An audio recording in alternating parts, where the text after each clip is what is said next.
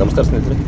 ತುರುವೇಕೆರೆ ತಾಲೂಕು ಕುಣಿಕೇನಹಳ್ಳಿಯ ಹಳ್ಳಿಕಾರ್ ಸಂವರ್ಧನಾ ಕೇಂದ್ರದಲ್ಲಿ ಹರಾಜು ಪ್ರಕ್ರಿಯೆ ಇದ್ದು, ಆ ಹರಾಜು ಪ್ರಕ್ರಿಯೆಗೆ ಇಂದು ನಾವು ಹೋಗಿದ್ದೇವೆ. ಹಾಗಾದರೆ ಅಲ್ಲಿ ಹಳ್ಳಿಕಾರ್ ಹೋರಿಗಳು ಯಾವ ರೇಟಿನಲ್ಲಿ ಹರಾಜು ಪ್ರಕ್ರಿಯೆಯಲ್ಲಿ ಮಾರಾಟವಾದವು ಅಂತ ನೋಡೋಣ ಸ್ನೇಹಿತರೆ. ಅದಕ್ಕಿಂತ ಮುಂಚೆ ಇಲ್ಲಿ ವಿಶೇಷವಾಗಿ ಸಾಕಷ್ಟು ಭಾಗಗಳಿಂದ ಜನರು ಹರಾಜು ಪ್ರಕ್ರಿಯೆಯಲ್ಲಿ ಭಾಗವಹಿಸಿದ್ರು. ಅದರಲ್ಲಿ ಸಾಕಷ್ಟು ಹೆಚ್ಚಿನ ಸಂಖ್ಯೆಯಲ್ಲಿ ಭಾಗವಹಿಸಿದಂಥವರು ಹೋರಿ ಹಬ್ಬದ ಜನರು, ಅಂದರೆ KA-15 ಸಂಖ್ಯೆ ಹೊಂದಿರತಕ್ಕಂಥ ಪಾಸಿಂಗ್ನ ಗಾಡಿಗಳು, ಮತ್ತು KA-27 ಮತ್ತು KA-31. ಈ KA-15 ಸಾಗರ ಭಾಗದ್ದು, ಇಲ್ಲಿ ಸೊರಬ ಸಿರ್ಸಿ ಭಾಗದ್ದು 31 ಮತ್ತು 27 ಹಾವೇರಿ ಭಾಗದ್ದು, ಹಿರೇಕೆರೂರು ಭಾಗದ್ದು. ಈ ಭಾಗದಿಂದ ಅತಿ ಹೆಚ್ಚು ಜನ ಹೋರಿಗಳನ್ನು ಖರೀದಿ ಮಾಡಲು ಈ ಒಂದು ಹರಾಜು ಪ್ರಕ್ರಿಯೆಯಲ್ಲಿ ಭಾಗವಹಿಸಿದ್ದರು. ಈ ಒಂದು ಹರಾಜು ಪ್ರಕ್ರಿಯೆಯಲ್ಲಿ ಕೇವಲ ಒಂದೇ ಒಂದು ಹೋರಿಗೆ 4,25,000 ರೂಪಾಯಿಗಳನ್ನು ನೀಡಿ ಖರೀದಿ ಮಾಡಲಾಯಿತು. ಇಲ್ಲಿ ಹರಾಜು ಪ್ರಕ್ರಿಯೆ ಯಾವ ರೀತಿ ನಡೀತು ಮತ್ತು ಅದನ್ನು ಒಂದಷ್ಟು ವಿಡಿಯೋಗಳನ್ನು ನೋಡ್ತಾ ಹೋಗೋಣ.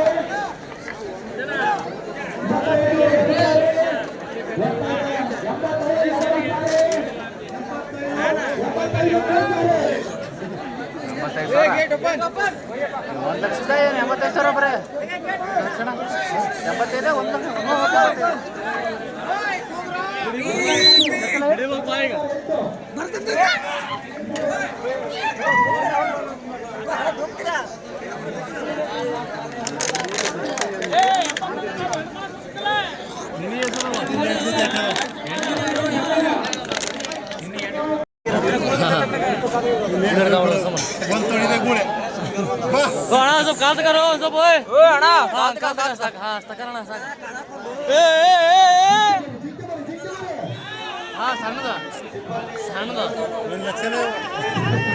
20 ಮ್ಯಾಲ ಅಣ್ಣ ಸುಮ್ಮನೆ ಹಿಡಿಯೋಡ ಸುಮ್ಮನೆ ಎಲ್ಲಿಗಿಚ್ಚೋಡ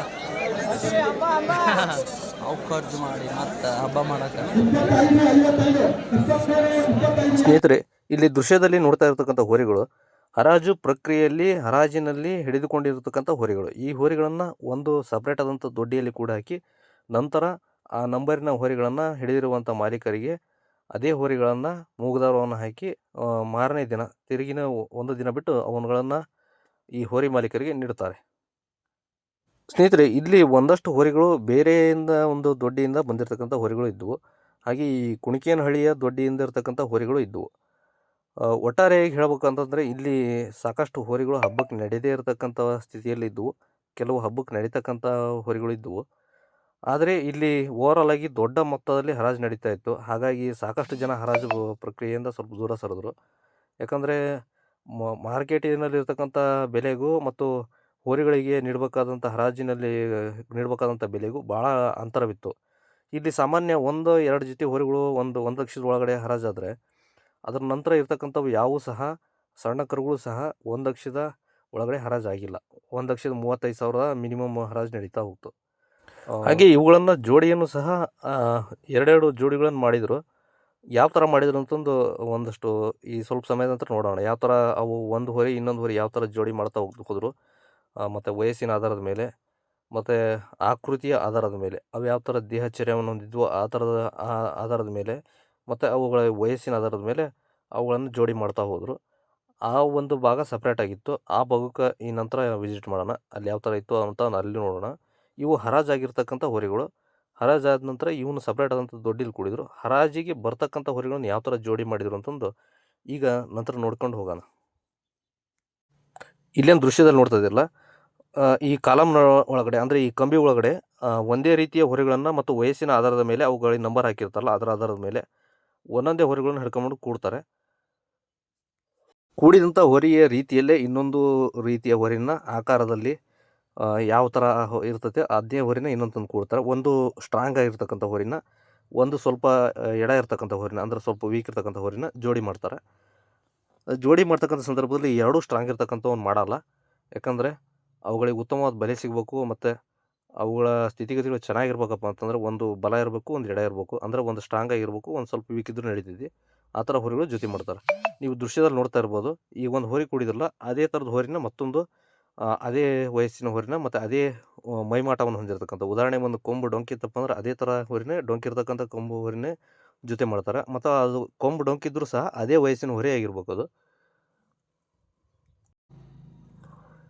ಈ ಸಾಮಾನ್ಯ ನೀವು ನೋಡ್ತಿರ್ಬೋದು, ಭಾಳ ಕಷ್ಟ ಅವುಗಳನ್ನು ಹಗ್ಗ ಹಾಕಿ ಹಿಡಿತಾರೆ. ಯಾಕಂದರೆ ಈ ಕರುಗಳು ಒಂದು ಹಟ್ಟಿಯಿಂದ ಅಥವಾ ಒಂದು ದೊಡ್ಡಿಯಿಂದ ಬಂದಿರತಕ್ಕಂಥವು ಅಲ್ಲ. ಇವು ಒಂದು 2-3 ದೊಡ್ಡಿಯಿಂದ ಬಂದಿರತಕ್ಕಂಥ ಕರುಗಳು ಇದ್ದಾವೆ ಇಲ್ಲಿ. ಇವುಗಳನ್ನೆಲ್ಲ ಒಟ್ಟು ಸೇರಿಸಿ ಒಂದೇ ಭಾಗದಲ್ಲಿ ಹರಾಜು ಮಾಡ್ತಾಯಿದ್ರು.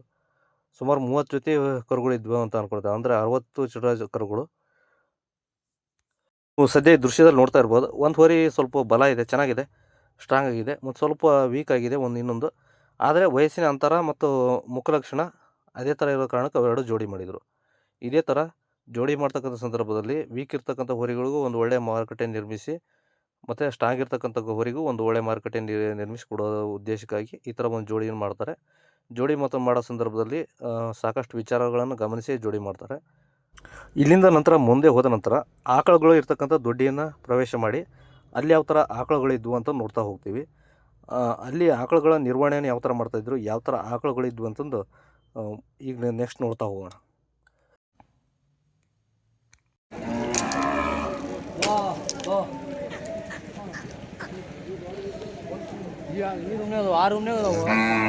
ಹಾಲು ಕುಡಿತದ